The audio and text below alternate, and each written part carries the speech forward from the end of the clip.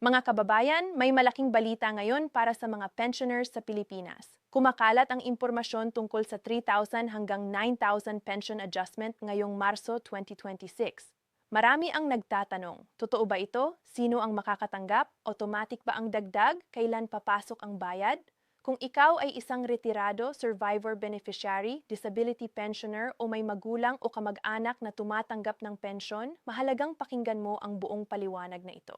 Sa unang bahagi ng video na ito, lilinawin natin kung ano ang ibig sabihin ng pension adjustment. Bakit may halagang 3,000 PUP 9,000 ang pinag-uusapan at ano ang posibleng basehan ng ganitong pagbabago? Una sa lahat, mahalagang maintindihan na ang mga pension adjustments ay hindi basta-basta ipinapatupad. Ang mga programang pensyon sa Pilipinas tulad ng sa ilalim ng Social Security System or SSS ay regulado at binabantayan ng mga ahensya ng gobyerno, kabilang ang zero at ang wano pagdating sa disbursement at banking supervision. Kapag may adjustment, ito ay karaniwang resulta ng legislative changes o bagong batas, actuarial review o financial health assessment ng pondo, cost of living adjustments, special grants o time additional benefit o kaya ay phased increase na dati ng inanunsyo. Ngayon, saan nanggaling ang halagang 3,000, 9,000? May tatlong posibleng interpretasyon dito. Tiered increase. Maaring hindi pare-pareho ang dagdag para sa lahat. Ang 3,900 range ay maaaring tumukoy sa kabuuang adjustment depende sa kasalukuyang pension amount ng bawat miyembro. Halimbawa, mas mababang monthly pension, maaaring mas maliit ang adjustment. Mas mataas na contribution history, maaaring mas mataas ang adjustment. Mas matagal na contribution period, maaaring mas malaki ang increase. Ikalawa, accumulated adjustment. May posibilidad na ang 3,900 ay hindi buwan ng dagdag, kundi kabuo ang adjustment sa loob ng ilang buwan na sabay ibibigay sa Marso 2026. Halimbawa, kung may 1,000 monthly increase at naipon ito ng 3 buwan, maaaring umabot sa 3,000 ang mare-receive sa isang bagsakan. Ikatlo, combination ng regular pension at additional benefit. May mga pagkakataon na ang regular monthly pension at isang special grant o assistance ay pinagsasama sa isang payout cycle. Kapag pinagsama, maaaring magmukhang malaking adjustment kahit ito ay kombinasyon ng dalawang magkaibang benepisyo. Ngayon, mahalagang itanong, automatic ba ito para sa lahat? Hindi lahat ng pension adjustment ay universal. Maaaring may qualification criteria tulad ng active pension status, updated bank account details, walang pending compliance requirement. Walang issue sa annual confirmation of pensioners. Kung may compliance requirement at hindi ito na-update, maaaring ma-delay ang payout kahit may adjustment na inanunsyo. Ngayon, pag-usapan natin ang posibleng epekto nito sa iba't ibang uri ng pensioners. Para sa retirement pensioners, engagement ay maaaring base sa credited years of service at average monthly salary credit noong aktibo pa ang miyembro. Para sa disability pensioners, maaaring iba ang computation at may additional medical qualification. Para sa survivor beneficiaries, depende ito sa relationship sa namatay na miyembro at sa original pension amount. Kaya hindi pare-pareho ang matatanggap ng bawat tao kahit may parehong announcement. Ngayon, pag-usapan natin ang timeline. Kapag sinabing ngayong Marso 2026, mahalagang maintindihan na ang release date ay maaaring depende sa batch schedule ng bangko, processing cycle ng pension system, weekends at holidays. Internal clearing period. Hindi lahat ay sabay-sabay makakatanggap sa parehong araw. Ngayon, isang napakahalagang babala. Kapag may balita tungkol sa 3,000 adjustment, ito ay nagiging target ng scam. Narito ang karaniwang modus. Para ma-release ang 9,000 adjustment, magbayad po ng processing fee. Kailangan po ng verification payment para makuha ang dagdag. Pakisend ang OTP para ma-confirm ang inyong adjustment. Tandaan, walang lehitimong pension agency ang humihingi ng bayad para sa adjustment. Walang OTP na dapat ibigay sa kahit kanino. Walang processing fee para sa pension increase. Ang pension, adjustment ay hindi lottery. Hindi ito kailangang i-claim sa pamamagitan ng personal transfer. Sa part 2 ng video na ito, pag-uusapan natin ng mas detalyado. Paano malalaman kung kabilang ka sa listahan? Ano ang dapat i-check sa iyong bank account? Paano basahin ang payout breakdown? Ano ang dapat gawin kung mas mababa o mas mataas ang natanggap mo? At ano ang dapat gawin kung wala kang natanggap sa inaasahang PET sa manatili hanggang sa susunod na bahagi. Dahil doon natin ilalabas ang mas malinaw na paliwanag tungkol sa buong listahan ng bayad at kung paano ito nakastructure. Huwag magpadala sa panic. Huwag agad maniwala sa forwarded messages. Unawain muna ang detalye bago kumilos. Sa panahon ng financial adjustments, ang kaalaman ang iyong pinakamahusay na proteksyon. Sa pagpapatuloy ng ating talakayan tungkol sa 3,000 pension adjustment ngayong Marso 2026. Ngayon naman ay pag-uusapan natin ang pinakaimportanteng bahagi. Paano malalaman kung kabilang ka sa listahan ng makakatanggap at paano babasahin ang breakdown ng bayad? Maraming pensioners ang naguguluhan kapag may malaking halaga na pumasok sa kanilang bank account. Ang iba naman ay nag-aalala kapag mas maliit ang natanggap kaysa sa inaasahan. Kaya sa bahaging ito, gagawin nating malinaw at praktikal ang lahat. Una, paano malalaman kung qualified ka sa adjustment?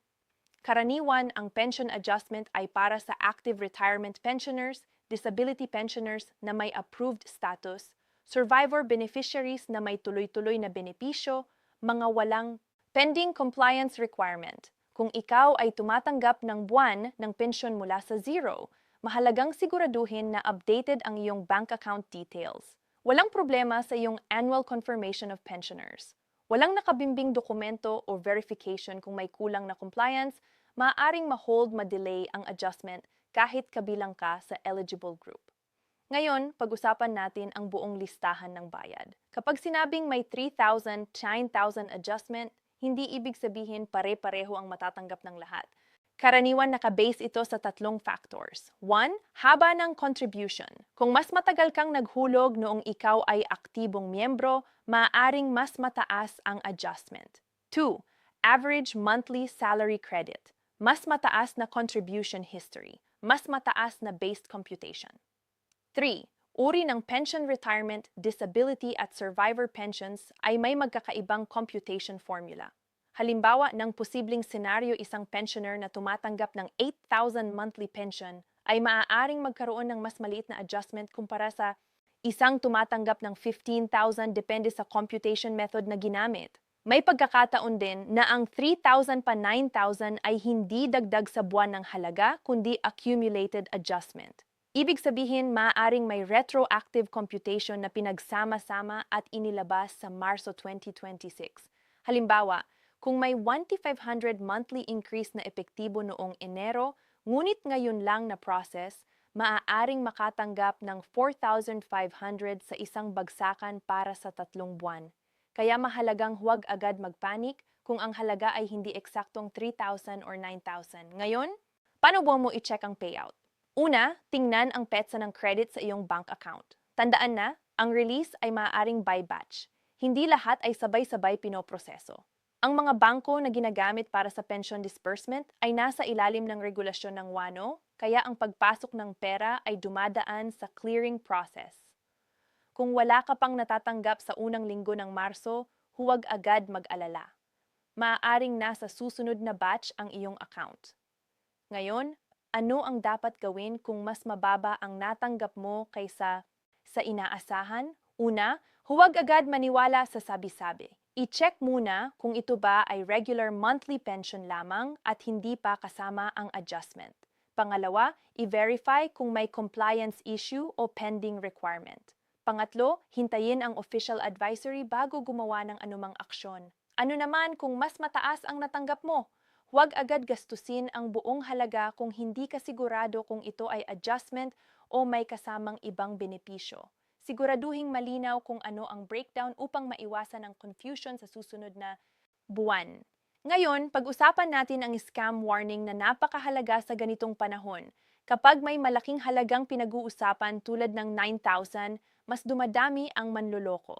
Karaniwang modus, Sir, ma'am, kasama po kayo sa listahan ng 9,000 adjustment. Kailangan lang po magbayad ng maliit na processing fee. May problema po sa inyong pensyon? I-click po ang link para ma-release ang 3,000. Pakisend po ang inyong OTP para ma-verify ang inyong adjustment. Tandaan, walang processing fee ang pension adjustment. Walang link na kailangang i-click para ma-release ang pera. Walang OTP na dapat ibigay sa kahit sino. Ang pension adjustment ay diretsong dinedeposito sa inyong rehistradong bank account. Kung may kahina-hinalang tawag o mensahe, huwag magbigay ng personal details. Huwag mag-transfer ng pera. Direktang makipag-ugnayan sa official channels kung may duda. Sa susunod at huling bahagi ng video na ito, pag-uusapan natin ano ang long-term epekto ng adjustment na ito sa sustainability ng pension fund. Magkakaroon pa ba ng susunod na increase? Ano ang dapat gawin ng bawat pensioner upang masigurong tuloy-tuloy ang benepisyo?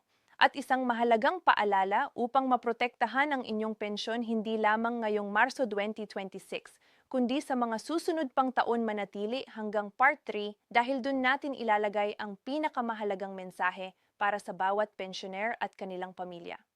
Sa huling bahagi ng ating talakayan tungkol sa TRR 3,000-9,000 pension adjustment ngayong Marso 2026, pag-usapan natin ang mas malalim na tanong, ano ang ibig sabihin nito para sa hinaharap ng inyong pensyon? Ang pension adjustment ay hindi lamang simpleng dagdag na halaga. Ito ay indikasyon ng patuloy na pag-review at pag-aayos ng sistema upang matiyak na ang mga retirado at benepisyaro ay nakakatanggap ng tamang suporta sa harap ng tumataas na gastusin. Ang mga benepisyo mula sa zero ay dumadaan sa actuarial evaluation. Ibig sabihin, sinusuri ang kakayahan ng pondo na magbigay ng benepisyo hindi lamang ngayon, kundi sa mga susunod pang dekada. Kapag may adjustment na inilalabas, ito ay kadalasang bunga ng financial performance ng pondo, policy updates o bagong guidelines, cost of living considerations, structured increase na matagal ng plano. Ngunit mahalagang maintindihan, ang sustainability ng pension fund ay laging pangunahing konsiderasyon. Hindi maaaring basta-basta maglabas ng increase kung makakaapekto ito sa long-term stability ng sistema. Kaya kung ikaw ay nakatanggap ng 3,000, 6,000 o 9,000 ngayong Marso 2026, tandaan na ito ay bahagi ng mas malaking estruktura ng pension management. Ngayon, sagutin natin ang isa pang mahalagang tanong. Magkakaroon pa ba ng susunod na increase? Walang permanenteng garantisadong taon ng malaking adjustment maliban kung may bagong batas o opisyal na pulisya. Ang bawat pagbabago ay kailangang dumaan sa masusing pagsusuri. Kaya mahalaga para sa bawat pensioner na panatilihing updated ang personal records. Siguraduhing active ang bank account. Sumunod sa confirmation requirements. I-monitor ang buwan ng deposit. Ang mga bangko na ginagamit sa pensyon, disbursement ay nasa ilalim ng regulasyon ng WANO, kaya ang proseso ng pag-credit ay sistematiko at may oversight. Kung sakaling hindi mo natanggap ang inaasahang adjustment, una, huwag magpanik. Pangalawa, hintayin ang kumpletong batch release. Pangatlo, mag-verify lamang sa opisyal na channel. Huwag magtiwala sa random Facebook posts, forwarded messages o hindi kilalang numero na nag-aalok ng assistance kapalit ng bayad. Ngayon, pag-usapan natin ang pinakamahalagang paalala. Ang pensyon ay bunga ng inyong taon-taong paghuhulog at pagtatrabaho. Ito ay hindi ayuda. Ito ay karapatan ninyo bilang miyembro. Kaya dapat itong protektahan. Narito ang ilang praktikal na hakbang upang mapanatiling ligtas ang inyong benepisyo. Huwag ibigay ang OTP kahit kanino. Huwag mag-click ng kahina-hinalang link. Huwag magpadala ng verification fee. Panatilihing pribado ang inyong pension details. Sa tuwing may malaking balita tulad ng 3,000, 9,000 adjustment, mas dumadami ang manloloko na umaasa sa takot at excitement ng tao. Huwag maging biktima. Ang totoong pensyon adjustment ay hindi kailanman nangangailangan ng bayad mula sa inyo. Sa pagtatapos ng video na ito, nais naming ipaabot ang isang malinaw na mensahe. Ang kaalaman, ang inyong unang proteksyon, ang pagiging maingat ang inyong pangalawang depensa, at ang tamang impormasyon ang susi upang maiwasan ang panlilinlang. Kung ikaw ay isang pensioner o may magulang na tumatanggap ng pensyon, mahalagang ibahagi ang impormasyong ito sa inyong pamilya. Ang 3,000 P9,000 adjustment ngayong Marso 2026 ay 6. Maaaring malaking tulong sa maraming tahanan. Ngunit mas mahalaga kaysa sa halaga ang tamang pag-unawa kung paano ito gumagana. Huwag basta maniwala, huwag basta matakot, at huwag basta magbigay ng impormasyon sa hindi opisyal na source.